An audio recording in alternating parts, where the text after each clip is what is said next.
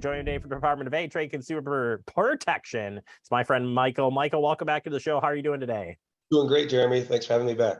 Hey, thanks for coming back. We're going to go into the crypto world today. Maybe you're curious about it. Maybe you're using it. Maybe it's abused you. Whatever the case may be, we want to talk about it and learn a little bit more about it and be careful with using it because there is a lot of moving parts in this world. And I'm up front here saying that I have not used it. My wife has, and probably shouldn't have even said that. But she's dabbled. I haven't. I'm just too lazy. But it's an interesting world, but like I said, a lot of moving parts because some of it's not regulated. And there are other things that we'll talk about here today. But when you're just looking at crypto, what does DATCP want you to know just out of the gate here?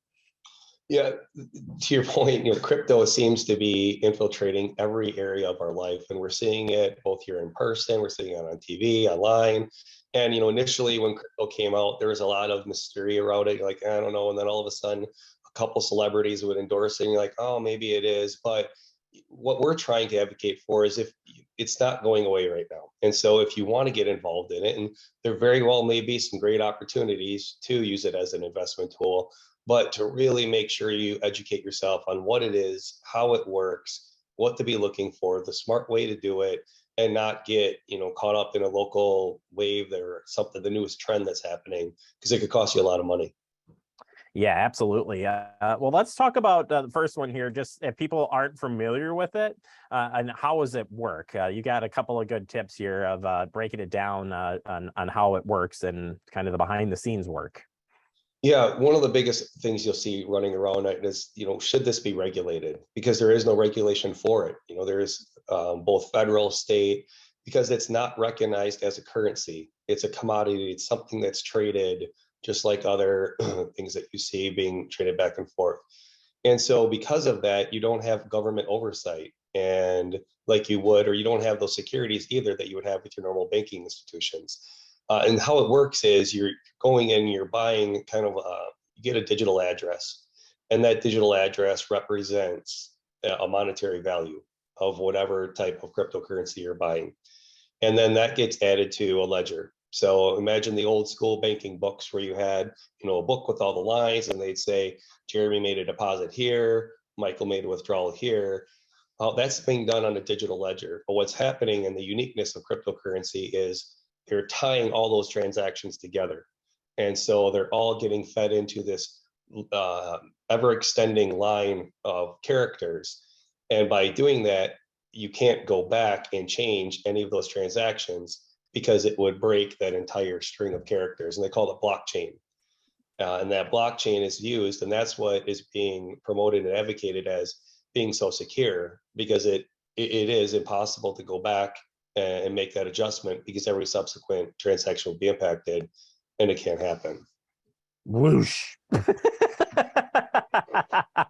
It's like I said, it's interesting, and it's got its place and coming along, but it's just so complicated in some respects, and I think that's where you can get yourself into trouble. And anything and any decision you make is not understanding it fully. So let's jump into some of the risks that are included that you should look out for when you're considering getting into this, or you're into it already and you didn't even know these risk factors were a part of it. Yeah, one of the things that mentioned or you talked about was not understanding it or knowing what it means. And that's where there's so much opportunity for consumers or somebody who's super interested to get misled and really get looped in and buy into it. Because the advertisement is it's super secure, it's super safe, no one can steal it from you. The flip side to that is if something goes wrong, it's very, very difficult to get it back too.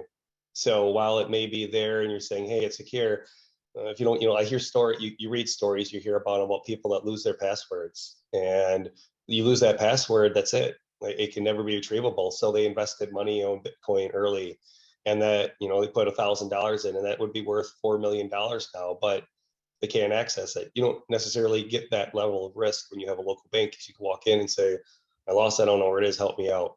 So, that's one of the risks, is you got to understand what your responsibilities are as a user. But also recognizing how these scams are being used. to really solicit information or getting these early investors. So you have a couple cryptocurrencies out there that have been successful, and they're using that legitimacy to say, all right, we have the new up and coming, and you want to get in at the ground level. So get in early, quick.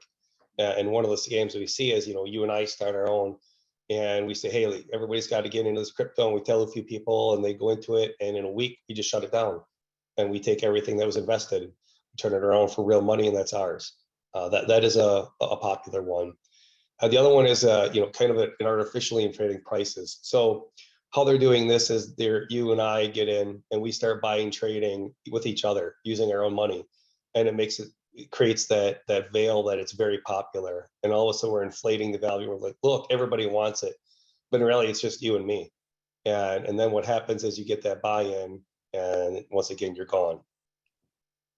Yeah, and like I said, I think that's part of the problem is it goes in and I don't know. It's like one of those things, you don't know if you're going to get it back. I think you got to know how the out plan just as much as you know the in. I think that's what makes it interesting. I think to me is it's got some very interesting reasons why you want to get in, and especially at the front end of new companies. But the issue is there's new companies all the time, and they can keep coming and going, and it's just what happens if you don't get it out in time. And yeah, that exit strategy seems to be just about as important as understanding what the heck you're doing. You're right. So many times we can sit back right now and say, boy, I really wish I would have invested in Apple back in the day, or even recently. I wish I would have gotten into Amazon 5 years ago before it blew up and got huge. And so you have that, your fear of missing out on the opportunity to try and invest in the newest, greatest thing, and all of a sudden have that nest egg sitting for you later. But in the grand scheme of how many different type of cryptocurrencies are out there, there aren't there isn't a lot of Amazons out there that are going to go ahead and give you that $1 million retirement you were looking for.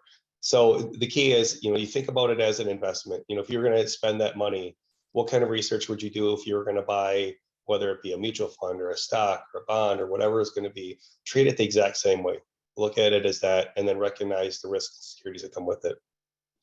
Yeah, I appreciate you going through this. It is complicated, and I know not easy to talk about. So, Michael, thank you so much for breaking it down. If people want to learn more about crypto or just some of the safeguards, you guys have some great resources through your website that people can definitely use. Where can they find those?